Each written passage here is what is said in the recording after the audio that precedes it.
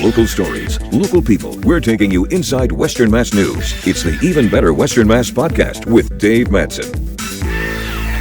Welcome to this week's edition of the Even Better Western Mass podcast. Hope you're doing well wherever you are. This week we focus on your hearing. A lot of us have put our wellness checkups on hold, whether it be physicals, eye exams, or hearing tests. My guest is Dr. Jennifer Sowards, audiologist and founder of Florence Hearing Health Care. We talk about how masks and social distancing make communication even tougher for people who deal with untreated hearing loss and your options to improve your hearing. Jen, thanks for being with us. I do appreciate it as we look at prioritizing hearing loss during a pandemic. And I mean, I think it's, well, especially someone in the older age group where hearing tends to go. My guess is as adults and out of a matter of pride, you find that a lot of people just don't want to admit that there are hearing problems. Absolutely. There's a little bit of a stigma with it because people sort of associate, big, ugly hearing aids with, grandpas, whistling and things like that. But hearing aids have come really a long way in the last couple of decades. I've actually been wearing hearing aids in both ears since I was 6 years old. And the ones I had when I was a kid, they were it's like a big ugly beige banana behind your ear. And the ones I have now is very streamlined. Most people can't see it. I have direct Bluetooth connectivity to my phone, my computer. So they've really come a long way. Now, does your hearing loss is what really prompted you to get into this line of work? Absolutely. Otherwise, I don't know that I would know what audiology was. Sometimes people, when I say I'm an audiologist, they ask, do you work on radios? So I think, just having grown up and been in so many audiology offices, that's what really kind of inspired me to do this.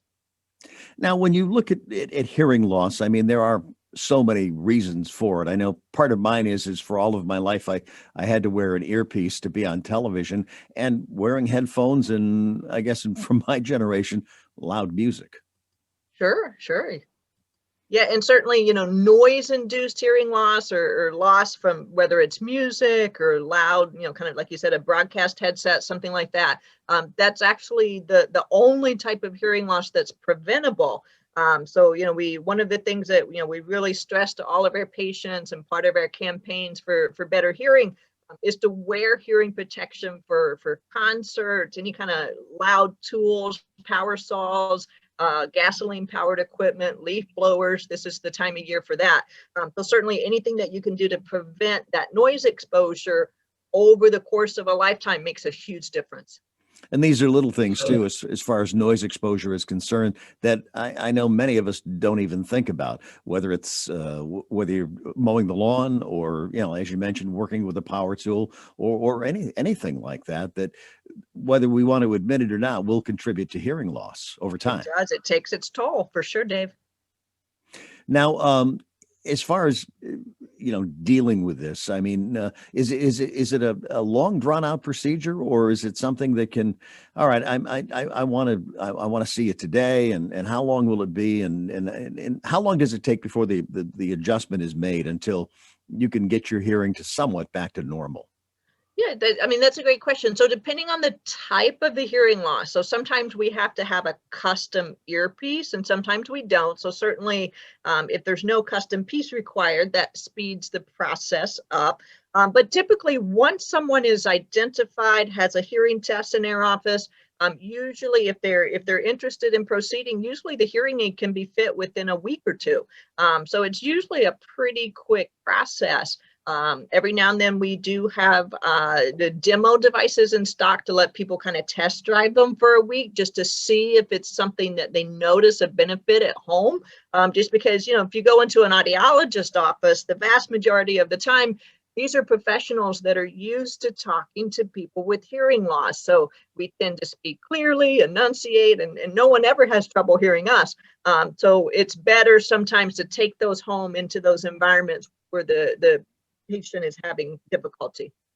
Yeah, one of the issues with folks too is when they think about this, so I need hearing aids, that they're probably this misinformation as far as, well, it's too expensive and I can't afford it. Sure. And there's a large range in hearing aid pricing. And they go from, very inexpensive devices up to, when you get into this very sophisticated, they can get into the thousands of dollars. Fortunately, we do work with most insurance companies. So if there is coverage there that's available, we're able to access that for our patients and secure those benefits for them and help them kind of navigate that process. And we do offer financing as well. So that's something that allows people to sort of break that down into a monthly payment over time that works for their budget. Now, you touched on this when we started our conversation, is the fact that hearing aids from today that are out there today, as opposed to 10, 15, 20 years ago, there's a huge difference. There is, Dave. I mean, previously, and I'm sure you've seen this in your industry as well, is the sound technology used to be analog. So the problem with that is the incoming sound was made louder by the same amount, regardless of what it was to start with. So like, for example, when I was a kid, I would have to turn my hearing aid up in order to hear the teacher, who was invariably talking to the blackboard with her back to the room. And then the kid next to me would drop his book, and my hearing aid would have turned both of those up by the same amount. And I kind of jump and, that sort of thing, and try to hurry up and turn it down. Nowadays, with all the digital technology, they adjust themselves automatically. So if the teacher's voice is soft, the hearing aid will turn that up. And then if there's a loud noise, someone drops a book, a door slams, the hearing aid will be able to quickly squelch that in fractions of milliseconds. So they've really come a long way with their automatic features. Well, the whole idea too that, well, I guess we can control so many things through our phones, but the Bluetooth technology, just how amazing that is. And I know, like with me and my age, that when I'm sitting around with a group of people and everybody's talking, and I think this is probably one of the first instances where you realize that your hearing is going, is you can't hear somebody who's sitting across the room from you. Mm-hmm. Yeah. And that background noise really becomes difficult. And you're exactly right. That's one of the first instances where people start to notice that they're not hearing very well. Let's talk about the impact that COVID-19 and the pandemic, and the fact that, and I never really thought about this until we started talking about doing this interview, is the fact that wearing masks now creates an even bigger problem for not only us in day-to-day business, but when you're out shopping or doing other things too, how it really, as far as the projection of sound and everything else, really has an impact on that. It does, Dave. You're absolutely right. So one of the things that we've seen is, depending on the type of mask that's worn, the sound can be decreased by somewhere between 5 to 9 decibels, which is a lot of sound. So a lot of times, even people with normal hearing are saying, I can't hear through these masks. And on top of that, we're 6 feet away and there's a plexiglass barrier. So all of that's really making it much more difficult, even for people with normal hearing. So if someone had untreated hearing loss and they were maybe just struggling a little, but mostly getting by prior to the pandemic, now they're sort of just really frustrated. So one of the things that we've seen is a lot of people have said this was sort of the straw that broke the camel's back, so to speak, is I really can't understand now. And they're proceeding and trying out those hearing devices and coming in for testing. And that's the key, going in for testing and at least finding out where you stand with your hearing. I suppose, in many instances, you're going to go in and find that, well, there's really nothing wrong. But if there is something wrong, we can fix this. So it's not a struggle for you in everyday life. Absolutely. Yeah. And, sometimes patients come in. We had a gentleman come in just the other day who was he had hearing aids already. And he was just saying, I'm really worried. These aren't working very well. They're not that old. I'm concerned that maybe things have really dropped. So as part of the diagnostic procedure that we do for testing in an audiology office, one of the very first things we check is to see if there's any earwax in the ear, because that sort of buildup and that sort of accumulation can certainly make sound, the sound can't get through the wax. So we were able to clean his ear out, and he's like, oh, wow, my hearing aids work again. So sometimes it's not always worst case scenario. If it is wax, that's something that we can deal with in the office. But if there is hearing loss there, we can, we'll discuss the different options, and that way the patient can decide what works for them. And it's really helpful a lot of times if they, are kind of hand in hand with a spouse or a communication partner, just because a lot of times the other person in their household is the one that notices all of the mishearing. Sometimes the person with the hearing loss is the last person to realize it. Sure, as we are with many things. We touched on this a little bit earlier too, but we think of hearing loss affecting older people. It's one of the things that kind of starts to go as you get a little bit older. But it doesn't just affect older people; it affects people of all ages, doesn't it? Oh, absolutely. And they're part of the newborn hearing screenings that are done in hospitals nowadays include a hearing test, which, you think, how do you get a baby to do a hearing test? But they actually do some kind of cool measurements of their brain's response to the sound. But it can affect anyone. So we see anywhere from newborn babies that have hearing loss to kids. I mean, like I was diagnosed when I was 6. And then certainly there are those patients who, they come in and they say, well, I'm 90 now and I've never had a hearing test. Maybe I should do it. And we'll test their hearing and they have perfectly normal hearing. So it's not always age that dictates hearing levels. I think the other part of it, the reluctance too, on many of our parts is, there's this stigma that it's to wearing a hearing aid, and well, I'm kind of giving into it, and I look at that now, especially as I get older. That's not the brightest way to look at this. Yeah, Dave, and so many times people say, well, I don't want to get a hearing aid, but it can be much more noticeable to not hear well than it is to have a little, mostly invisible little piece of plastic on the ear. Sometimes if I go out to my waiting room, pre-COVID, when we had more than one person in the room, and I would call someone's name, Mr. Jones, and Mr. Jones is sitting there reading his newspaper, and he has no idea that I've said his name. And then his wife elbows him, and he gets, sort of embarrassed by it. So if he just had hearing aids and he was able to hear, none of that would have happened, and no one would be looking going, oh, Mr. Jones can't hear. So it's oftentimes much less noticeable to just have the devices and have that better hearing than it is to try to get by. I think a lot of people have put stuff off because of COVID-19. What's the impact of COVID-19 and the shutdown had on you and as far as people coming in to take care of this problem? Yeah. So we, as part of Governor Baker's plan, we did close our office in April, kind of right at the beginning of April, for about 10 weeks. However, we still provided no contact sort of curbside service, if you will, for our patients. So we were able to have them drop their hearing devices off that maybe just needed repair or cleaning, and they would drop those into a secure lockbox. We get them, do the repairs, and then call them and let them know they're ready. So that was certainly a good way for us to still provide that essential audiology service to our patients, but still providing it, in a safe way with no contact. Now that we have reopened, we're strictly adhering to all of the Massachusetts and CDC guidelines. We have fewer patients in our office. There's gaps between patients in order to allow us to go through and thoroughly clean everything.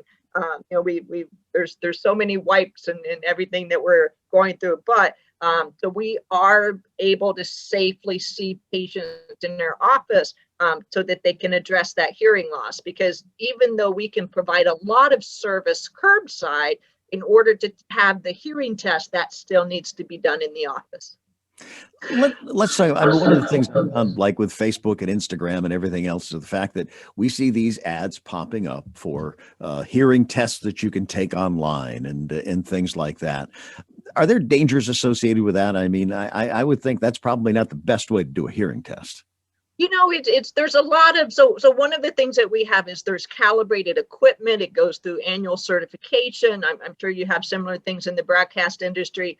And so one of the things the potential downside to those types of screeners is depending on even just the speakers of the computer, do you have your volume on high or do you have it on low? And even that alone could impact how well you hear on those sorts of online hearing tests. But I think they're fine to use as sort of just a screener. If you feel like there's an issue, then we would strongly recommend that anyone that's wondering if there might be something going on, to have a diagnostic test with an audiologist.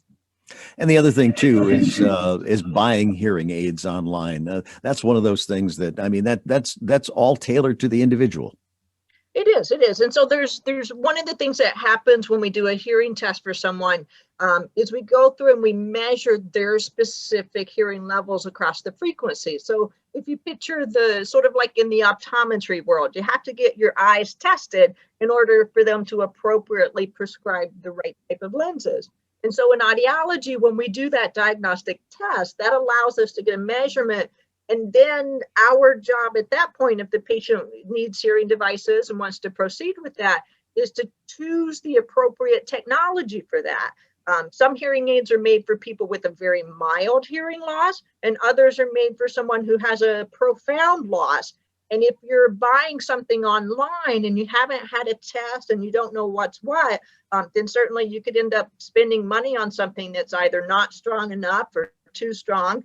And then the other sort of piece that comes into play with that is buying used hearing devices online, especially now in this kind of pandemic era, is if they are used, then there's really no way to disinfect those. It's not like you can run them through a bleach solution, that sort of thing. So we don't recommend that patients buy those online and not be able to be sure if they're appropriate for their hearing loss. Sure. And when it comes to your hearing, the one thing you don't want to be looking for is a bargain. Indeed. And I think one of the very best things you can do is look at online reviews of providers, and there's a lot of hearing aid manufacturers, and they'll all promise the moon with glossy ads and fancy models and that sort of thing. But I think it really boils down to the person that you're working with.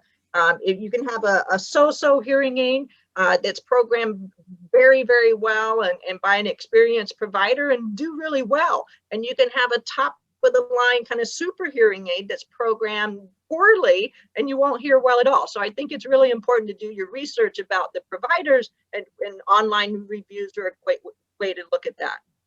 Well, let's face it, we have physical exams for our overall well-being. We have eye exams, and each and every year we have those. Is there a certain age where you should look and say, I should have an audiology test to and do that every year too? Yeah. So the American Academy of Audiology actually has a recommendation that anyone past the age of 50 have a baseline hearing test, just to sort of see where you are. And then thereafter, they recommend testing every 2 years, unless someone notices a change, certainly sooner if there seems to be some issue. Let's talk about the folks who come into your office and they have a hearing issue, and they go through the process and they wind up with the hearing aids. What's their reaction when all of a sudden they can hear again and hear well? Yeah. And it's so interesting. And I keep going back to those comparisons to optometry, because no one ever puts on their eyeglasses and says, oh, I can see the individual leaves, but I miss it being blurry. But in the land of hearing, a lot of times people say, oh, wow, I can hear my wife. I turned down the TV. Everything sounds really good. But I hear my feet walking on the hardwood floors. It makes a funny noise. So sometimes along with better hearing comes better hearing. So there's a lot of counseling that we do. It's not just about buying the gadget and moving forward. There's a lot of counseling that we do to kind of walk our patients through the process, because a lot of times what happens, unfortunately, is people will have a hearing loss for a while. On average, the data in our industry says about 7 years before they do something about it. So then what happens is they've spent 7 or plus years listening to the world through the filter of the hearing loss and getting very accustomed to a sound quality that's very soft relative to what's actually there. So then when they get hearing devices, one of the first things people say is, oh, what's all that noise? I hear a fan, and it's the air conditioner, the heater, things like that, the refrigerator. So one of the things that we do is in walking our patients through this process is we start the hearing aids low, sort of training wheels, if you will. And so then what happens is over the course of a couple of weeks, we set a little timer so that the devices can gradually increase up to where they should be, sort of like the training wheels disintegrate. And so we kind of allow our patients to get slowly used to hearing better in much the same way that they lost their hearing to start with. I suppose it's one of those things too. You don't realize what you've been missing until the improvement is made. Indeed, indeed. You don't know that the refrigerator made noise or those sorts of things until you can hear it. Or all those things that I know at my age, my grandchildren are saying behind my back. No, they don't do that. Yeah. And little kids' voices, so many people, when they lose their hearing, it's typically up in the higher registers, the treble of the sound. And that's oftentimes more so where children's voices are or female voices. So a lot of times people say, I can hear my buddy Bob, but I can't hear my granddaughter. And there's this sort of like, well, how can I hear Bob but not hear my granddaughter? And so that's where it's important to have the appropriate fit device, because you don't want to buy a hearing aid online that could amplify Bob's voice, because you can already hear Bob. What you need is a prescription that's tailored to allow you to hear your granddaughter's voice. That is, and all those things that, and be able to enjoy life again too, because I know there's nothing more frustrating than being someplace where you can't hear somebody and you just kind of sit there and nod your head. Right, the smile and nod approach, absolutely. And and there's a lot of research in our industry that shows that people who have untreated hearing loss have higher incidences of social isolation and depression, because they might want to go out to, granted, post-COVID, go out to a bridge game or to a luncheon, but they're concerned they might be embarrassed because they won't hear well, or they smile and nod when someone says, oh, my dog died. So people, because of those concerns about being embarrassed, will oftentimes starts to isolate a little bit. And that's when you run into those, those types of patients where, it's so rewarding to work with them, because they get that amplification and suddenly like their personality changes. You see them kind of come out of their shell because they're back. Now, as far as hearing loss is concerned, my assumption would be that just by getting a hearing aid, that's not going to stop the progression of hearing loss. Is that right? That's very true, Dave. So hearing loss is determined, kind of where you end up with your hearing is based on a lot of features, noise exposure being one of them. But it's also can be genetics. There are some medications that can affect hearing. So where your hearing ends up is largely unrelated to what type of hearing devices you might wear. But what's really nice about all of the new digital devices is that if your hearing does change over time, we can retest the hearing and reprogram the hearing aids appropriately. So it's not like a one and done eyeglass prescription.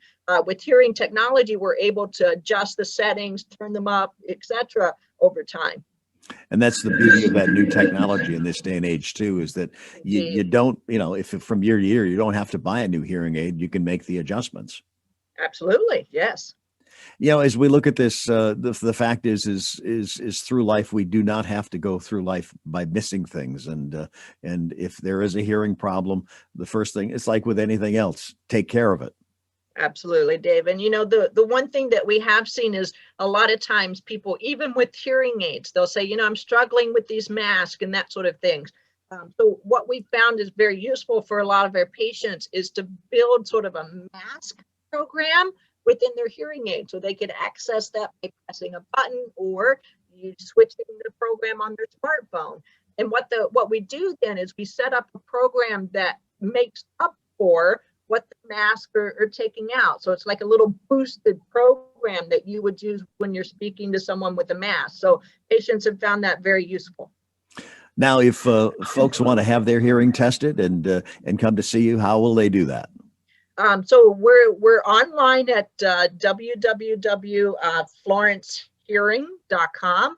And then certainly they could call us. The phone number is 413 877-776-1700. Jen, we've touched on a lot of things. Anything else you want to add that we may not have touched on? One thing I'd like to say too is in related to the sophisticated technology that's out there, and smartphones, those sorts of things. A lot of times patients say, I understand you're doing all of your COVID protocols. I'm still nervous about going out, anything more than I absolutely have to. And fortunately, a lot of hearing devices currently have what's sort of known as remote programming. So the patient could download an app on their smartphone and then connect with us remotely. The patient is in their living room. We're sitting in our office with our hearing aid computer programming software. And then they say, this is too loud or this is too soft. We can adjust the hearing devices remotely, save the settings, and it's sort of like you have a whole new program, or we could add a mask program there, etc. So certainly remote programming, kind of a telehealth visit has really helped a lot of people as well. It's amazing, and it's changing the way you do business. We've all changed the way we do business in the era of COVID-19. Indeed. My thanks to Dr. Jennifer Sowards for taking the time to join me for this week's Even Better Western Mass podcast. Thanks for watching or listening. Stay safe, stay well, and if you can, join me next week.